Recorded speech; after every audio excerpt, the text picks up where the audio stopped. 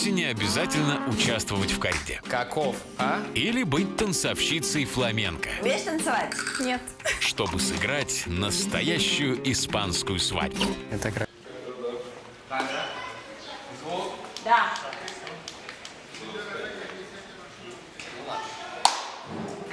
Сдержанная невеста, я тебе хочу сказать. Скромная. А? Скромная. Со всеми заданиями, поэтому у тебя девичник. И я хочу, чтобы ты, как настоящая испанка, начала свой девичник с прогулки в карете. Будешь не одна, моя дорогая, а ты будешь, кстати, молодым человеком. У-ху.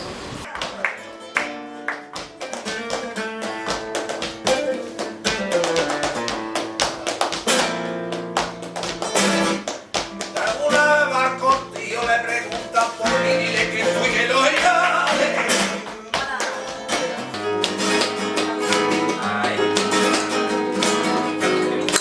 Me pediste que estuviera y una semana así.